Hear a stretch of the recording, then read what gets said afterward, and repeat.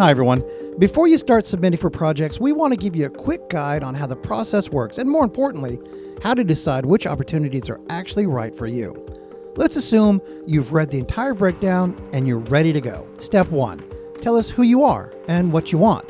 When you're ready to submit, simply reply to the email, but please make sure you include two things: the role you're submitting for and your full name. Don't just reply with yes, interested, or I'm in. We need to know exactly which role you want and who is submitting. And this is especially important because not every email address comes with your full name. We don't want to play detective trying to figure out who you are. And parents, if you're submitting a child, please include the child's full name, not just your name. Once we have that information, we'll submit it to production and wait to see what they say. Step 2, read everything. This is probably the most important part of the entire process. Read all of the instructions, all of them. We are not your moral compass, and we're not your gatekeeper. If a project comes through our region, we're going to give the opportunity to you. You get to decide whether you want to audition or not. If you're interested, send us the role and your name. If you're not interested, simply delete the email. You don't need to apologize, and you don't need to explain why you've passed. That decision is yours. Step 3, check the deadline. Before you say yes, look at the self-tape deadline. If the deadline is listed and you know you can't get the audition in on time, then that opportunity is probably over for you. One of the worst things you can do is accept 100 auditions and only complete a fraction of them. It affects your reputation and your brand. And while extensions sometimes happen, late auditions rarely get the same consideration as auditions that are submitted on time. So be smart about your limitations. Only say yes to the roles you genuinely want and the ones you know you can complete by the deadline. Step 4, check callback and shoot dates. You want to make sure that you're available. Look at the callback dates and actual shoot dates and make sure those work for you. Before you submit, you should be confident that if you book the job, you can actually be there.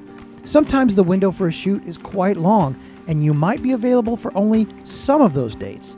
Go ahead and submit and add your availability as a note to your submission. Then later, if you get the audition, you just add that to the slate. Step 5, check fitting dates. This one gets overlooked all the time. Please look at all the fitting dates. Production may need you a day or two, sometimes more, before your actual shoot date for a wardrobe fitting. If you agree to those dates, production is expecting you to be available.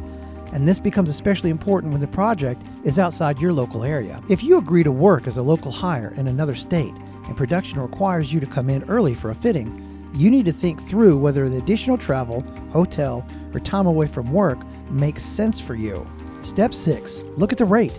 If you're comfortable working for the rate that's listed, great, submit. But don't audition for a role assuming that if you book, you'll negotiate for more money afterwards. That's not how it works.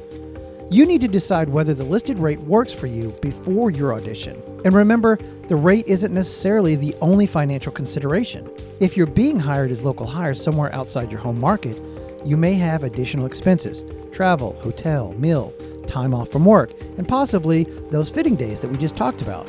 Everyone's situation is different. Some people may be comfortable taking a project even if the numbers are tight because they want the experience or the opportunity.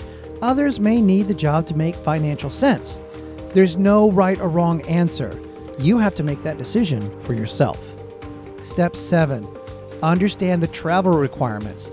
Is this project local hire? Are they providing travel? Are you expected to self-report? These details should factor into your decision to submit. And just know, local hire is a much bigger topic, so we'll actually cover that in a separate video. But for now, the basic rule is simple. If production says you're local hire, you need to agree to self-report. You need to understand what that means before you submit. If you book the job based on those terms, you generally can't come back afterwards and expect production to change the travel arrangement. The bottom line is, before you submit, ask these questions. Do I want the role? Can I get an audition in on time? Can I make the callback? Can I make the shoot dates? Can I make the fitting dates? Am I comfortable with the rate? And do I understand the travel and local hire requirements? If the answer is yes to all those, then go for it. Send the role, your full name, and we'll take it from there. Our job is to get those opportunities out to you. Your job is to decide which opportunities are right for you and follow through.